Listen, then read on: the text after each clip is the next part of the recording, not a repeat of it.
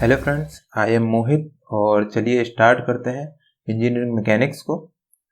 तो पिछली वीडियो में अभी तक हमने देखा कि फिजिकल क्वांटिटी को मेज़र करने के लिए उसकी एक यूनिट्स होती है और हर एक यूनिट्स का एक स्पेसिफिक डायमेंशन फार्मूला होता है। तो हम इस वीडियो में बात करते हैं फिजिकल क्वांटिटी की कि फिजिकल क्वांटिटी के कितने टाइप्स होते हैं। तो हमारी फिजिकल क्वांटिटी के 2 टाइप्स होते हैं। पहला जो हमारा टाइप होता है वो होता है स्केलर और दूसरा होता है वेक्टर। तो चलिए समझते हैं स्केलर क्या होता है। ऐसी फिजिकल क्वांटिटी जिनको रिप्रेजेंट करने के लिए ओनली सिर्फ मैग्नीट्यूड की आवश्यकता होती है उनको हम स्केलर क्वांटिटी बोलते हैं। इनको रिप्रेजेंट करने के लिए डायरेक्शन की आवश्यकता नहीं होती है। एग्जाम्पल देखें तो हमारा मास होता है, टेम्परेचर, स्पीड, ऐसे कई सारे एग्जाम्पल्स हैं। अब बात करते हैं वेक्टर्स की। तो ऐसी फिजिकल क्वांटिटी जिनको रिप्रेजेंट करने के लिए हमको मैग्नीट्यूड की आवश्यकता होती है, साथ में ही डायरेक्शन की आवश्यकता होती है और ये वेक्टर रूल्स को अलाउ करते हैं। ये सबसे इम्पोर्टेंट पॉइंट है कि ये वेक्टर रूल्स को अलाउ करते हैं। कई सारी फिजिकल क्वांटिटी हो सकते हैं जो मैग्नीट्यूड को रिप्रेजेंट करते हैं, डायरेक्शन को रिप्रेजेंट करते हैं, बट वेक्टर रूल्स को अलाउ नहीं करते हैं, तो उनको हम वेक्टर्स में कंसिडर नहीं करते हैं। अब एग्जाम्पल देखते हैं। तो हमारा वेलोसिटी हो गया, फोर्स हो गया, डिस्प्लेसमेंट हो गया, ये इसके एग्जाम्पल है। अब हम बात करते हैं मेजरमेंट की। तो स्केलर को मेजरमेंट करने के लिए उसमें 2 टर्म का होना जरूरी है। पहला हमारा है एक न्यूमेरिकल वैल्यू और दूसरा यूनिट। यदि हम रिप्रेजेंट करते हैं किसी स्केलर वैल्यू को तो उसमें 2 टर्म का होना जरूरी है। पहला हमारा न्यूमेरिकल वैल्यू है, दूसरा यूनिट होता है। तो इसको एग्जाम्पल से समझते हैं। एग्जाम्पल लिखा, जो हमारा मास है, एज्यूम करते हैं ये 50 kg है, 50 kg। तो हमारी जो न्यूमेरिकल वैल्यू है वो हमारी 50 हो गई और जो kg है वो हमारी यूनिट हो गई। तो इन दोनों के समीशन से जो मिलकर बनता है उसको हम बोलते हैं मैग्नीट्यूड। अब सिमिलरली हम बात करें वेक्टर्स में, तो वेक्टर्स के मेजरमेंट में हमारे 3 टर्म का होना आवश्यक है। पहला हमारा न्यूमेरिकल वैल्यू होगी, दूसरी यूनिट्स होगी और तीसरी डायरेक्शन होगी। जैसे हम बात करें 10 मीटर आई कैप, मान के चलिए कोई वेलोसिटी है जो 10 मीटर आई कैप है। तो फर्स्ट टर्म हमारा न्यूमेरिकल वैल्यू हो गया, सेकंड हमारी ये मीटर है जो यूनिट हो गई, और थर्ड ये आई कैप है। आई कैप हमारा रिप्रेजेंट करता है एक्स डायरेक्शन को, तो ये हमारी क्या हो गई, डायरेक्शन हो गई। तो इस तरीके से हम स्केलर का मेजरमेंट करते हैं और इस तरीके से हम वेक्टर का मेजरमेंट करते हैं। उनको रिप्रेजेंट करने के लिए इसमें 2 टर्म का होना आवश्यक है, first numerical value, second unit, और वेक्टर्स को रिप्रेजेंट करने के लिए 3 टर्म की आवश्यकता होती है, first numerical value, second unit और थर्ड डायरेक्शन। अब आपके मन में एक क्वेश्चन चल रहा होगा कि कई सारी ऐसी क्वांटिटीज होती हैं जिनमें हमारे पास एक मैग्नीट्यूड भी होता है और डायरेक्शन भी होती है, बट वो हमारी वेक्टर्स में कंसिडर नहीं की जाती है, उनको स्केलर में कंसिडर करते हैं। तो चलिए इसको हम एक एग्जांपल द्वारा समझते हैं। मान के चलिए ये एक चौराहा है जो हमारा एक रोड गई है ए की ओर, एक गई है बी की ओर, एक सी की ओर और एक डी की ओर। मान के चलिए इस पॉइंट पे एक साइन बोर्ड लगा है जिसपे लिखा हुआ है नो ट्रैफिक और इसकी डायरेक्शन टुवर्ड्स द बी की ओर है, इस डायरेक्शन में है बी की ओर। अगर हम इसको देखें तो ये एक ऑब्जेक्ट है, बेसिकली ये ऑब्जेक्ट है, कंफर्म ऑब्जेक्ट है। हम बात करें तो इसके मैग्नीट्यूड की, हाँ इसका मैग्नीट्यूड भी है क्योंकि इसके पास मास है 5 kg का। अब हम बात करते हैं इसके पास डायरेक्शन भी है, हाँ डायरेक्शन भी है क्योंकि ये हमको रिप्रेजेंट करता है direction towards the no traffic. मतलब यदि आप बी रूट से जाएंगे तो आपको कोई भी ट्रैफिक नहीं मिलेगा। तो इसके पास एक मैग्नीट्यूड भी है, डायरेक्शन भी है। So it is a vector? No, क्योंकि ये वेक्टर्स नहीं माना जाएगा, क्योंकि वेक्टर्स के लिए हमारी थर्ड जो सबसे इंपॉर्टेंट कंडीशन थी वो क्या थी कि अलाउ वेक्टर्स रूल्स। तो ऐसी कई सारी फिजिकल क्वांटिटी हो सकती हैं जो हमारे मैग्नीट्यूड हो, जिनके पास डायरेक्शन भी हो, लेकिन यदि वो वेक्टर रूल्स को अलाउ नहीं करती हैं तो उनको हम वेक्टर्स नहीं मानते हैं। और एक और चीज, वेक्टर्स होने के लिए उनका फिजिकल मीनिंग भी होना चाहिए। तो चलिए वेक्टर्स को अच्छे से समझते हैं। वेक्टर्स को कुछ इस तरीके से रिप्रेजेंट करते हैं, जिसके पास एक स्टार्टिंग पॉइंट होता है और एक एंड पॉइंट होता है।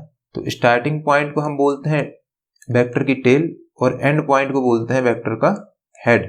और इसकी जो लेंथ है इसको बोलते हैं वेक्टर्स का मैग्नीट्यूड। और किसी भी वेक्टर्स को रिप्रेजेंट इस तरीके से करते हैं, जैसे ये लिखा हुआ है ए बी वेक्टर, तो इसका मतलब हुआ कि इसका जो स्टार्टिंग पॉइंट है वो ए है और एंड पॉइंट बी है। तो ये जो वेक्टर्स है ये रिप्रेजेंट करता है, ये एरो रिप्रेजेंट करता है कि हमारा वेक्टर्स ए पॉइंट से स्टार्ट हुआ है और बी तक जाता है। तो स्टार्टिंग पॉइंट ए है, एंड पॉइंट बी है, तो इसको हम एरो के द्वारा बताते हैं। अब वेक्टर्स को रिप्रेजेंट कैसे करते हैं, ये वेक्टर्स को इस तरीके से लिखते हैं, ये इसका मोड ऑफ ए बी और ए बी कैप। तो इसका मतलब होता है ये मैग्नीट्यूड है। तो बात करें ए बी कैप की, तो ये क्या है हमारा unit vector in A B direction में। यूनिट वेक्टर क्या होता है, एक ऐसा वेक्टर जिसका मैग्नीट्यूड 1 होता है। यदि हम ए बी आई कैप का मैग्नीट्यूड देखें तो इसका मैग्नीट्यूड कितना होगा, 1 यूनिट होता है, तो उसको हम बोलते हैं यूनिट वेक्टर। चलिए इसको एक एग्जांपल के थ्रू समझते हैं। एज्यूम करते हैं कि ये जो ए बी वेक्टर है ये एक 2D डायमेंशनल में है, मतलब एक प्लेन में है। ये इसकी एक्स एक्सिस है और ये इसकी वाई एक्सिस है। ये हमारा ए बी वेक्टर है जिसका मैग्नीट्यूड तो ये हो गया, लेकिन यदि हम डायरेक्शन को स्पेसिफाइड करें तो यदि हम थीटा माने कि 30 एंगल है तो ये इसकी डायरेक्शन भी स्पेसिफाइड हो गई। कैसे, क्योंकि ये एक्स से 30 डिग्री का एंगल बना रहा है और कहाँ से पास हो रहा है, ओरिजिन से। इसके दो फिक्स पॉइंट हैं, एक ए जो ओरिजिन है और बी भी एक कोई पॉइंट है जो इन टर्म्स है एक्स और वाई। इस तरीके से इसकी डायरेक्शन भी फिक्स करते हैं। ये इसका एक ग्राफिकल रिप्रेजेंटेशन है। चलिए तो अब बात करते हैं किसी भी वेक्टर्स को कोऑर्डिनेट सिस्टम में कैसे रिप्रेजेंट करते हैं, कोऑर्डिनेट सिस्टम में कैसे लिखते हैं उसको। तो एज्यूम करते हैं ओ एक कोई वेक्टर है जो 3 डायमेंशनल स्पेस में एक वेक्टर है। अब इसका प्रोजेक्शन देखते हैं। ओ ए वेक्टर का प्रोजेक्शन एक्स डायरेक्शन पे प्रोजेक्शन ए हो गया, तो इसको हम बोलेंगे इसकी जो लेंथ है इसको बोलेंगे ए एक्स। एक्स एक्सिस की डायरेक्शन क्या होती है, आई कैप। वाई एक्सिस की डायरेक्शन होती है जे कैप एंड जेड एक्सिस की डायरेक्शन होती है के कैप। तो ये हमारी वैल्यू हो गई ए एक्स। यदि सिमिलरली हम इसका प्रोजेक्शन देखें वाई एक्सिस पे तो ये हो जाएगा हमारा ए वाई, और इसका प्रोजेक्शन जेड डायरेक्शन पे एज्यूम करते हैं कि ये कहीं पे इसका प्रोजेक्शन है, तो इसको हम बोलेंगे ए जेड। तो इसको रिप्रेजेंट कैसे करते हैं, एक्स डायरेक्शन पे प्रोजेक्शन प्लस उसकी डायरेक्शन, वाई डायरेक्शन में इसका प्रोजेक्शन वाई एक्सिस की डायरेक्शन, जेड एक्सिस पे इसका प्रोजेक्शन और जेड एक्सिस की डायरेक्शन।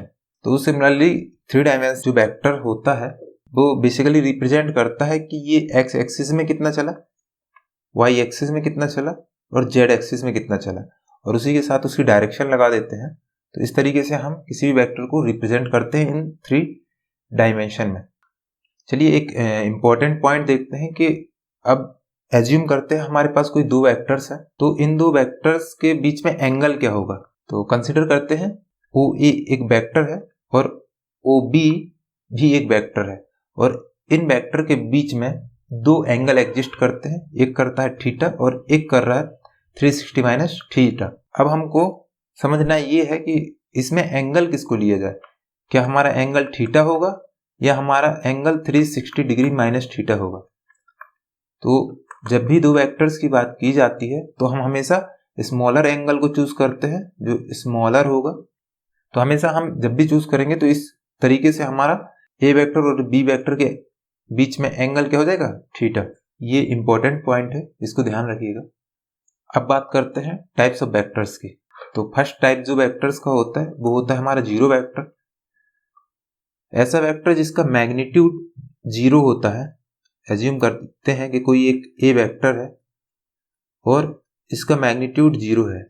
इसका मतलब होता है कि वेक्टर है हमारे एक ही स्टार्टिंग पॉइंट होता है, एक ही एंड पॉइंट होता है। तो ये स्टार्टिंग पॉइंट भी है इसका और यही एंड पॉइंट भी है। और रिप्रेजेंटेशन क्या होता है इसका, रिप्रेजेंट करते हैं हम जीरो वेक्टर से। इस तरीके से इसका रिप्रेजेंटेशन होता है। अब बात करते हैं यूनिट वेक्टर्स की। ये कोई एक ऐसा वेक्टर्स है जिसका मैग्नीट्यूड यूनिटी है या एक है, तो इस तरीके के वेक्टर्स को हम यूनिट वेक्टर्स बोलते हैं। इनको हम सिंबल के ऊपर कैप लगा कर रिप्रेजेंट करते हैं। जैसे ये यूनिट वेक्टर है तो इसका मतलब होता है ये कैप, इसका मतलब होता है यूनिट वेक्टर। अब तीसरी बात करते हैं पोजीशन वेक्टर्स की। पोजीशन वेक्टर्स क्या होते हैं? यदि हम 2 डायमेंशन की बात करें, जो हमारा एक एक्स एक्सिस और वाई एक्सिस पे है, यदि कोई पॉइंट है ए, इस पॉइंट को जब हम ओरिजिन से मिलाते हैं, जो ओरिजिन से ए तक जिस लाइन से मिलाया गया है, तो उसको हम ओ ए वेक्टर बोलते हैं और इसी ओ ए वेक्टर को हम बोलते हैं पोजीशन वेक्टर। Position vector. अब हम बात करते हैं फोर्थ टाइप्स ऑफ वेक्टर्स की, जिनको हम बोलते हैं को इनिशियल वेक्टर।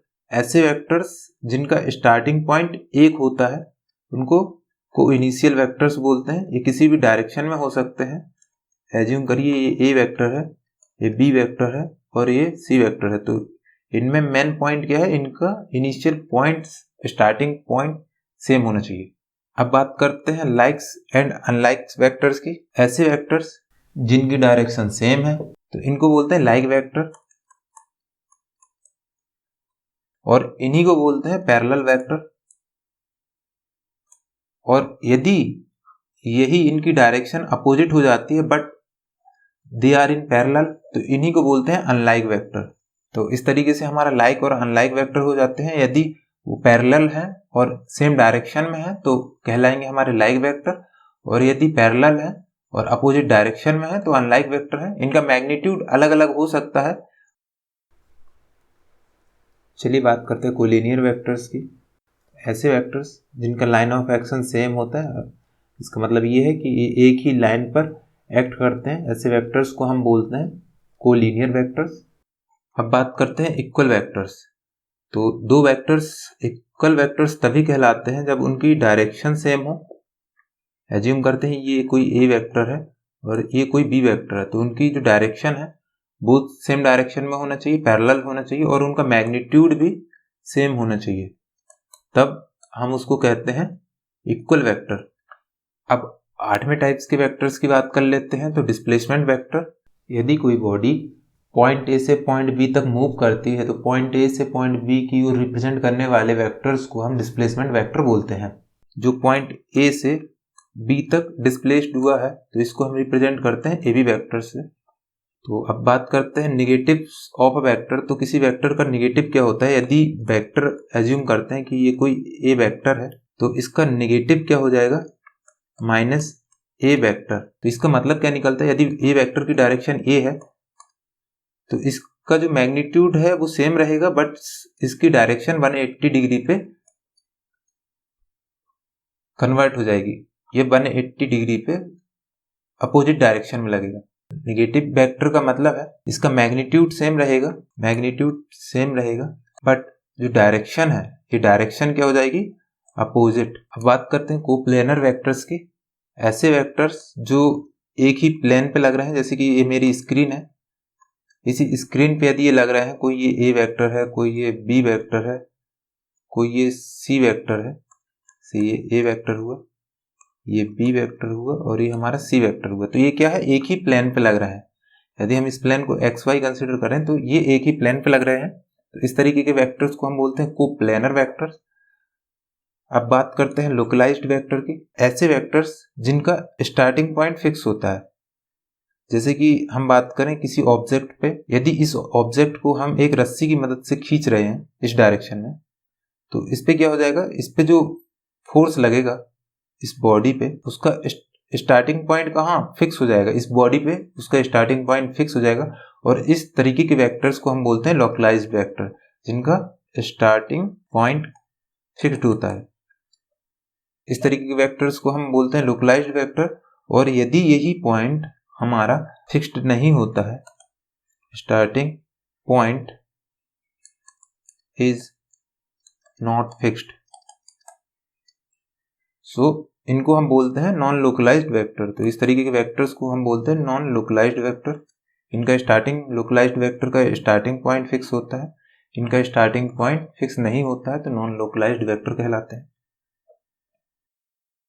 तो जुड़े रहिएगा हमारे साथ और मिलते हैं नेक्स्ट वीडियो में। थैंक यू, धन्यवाद।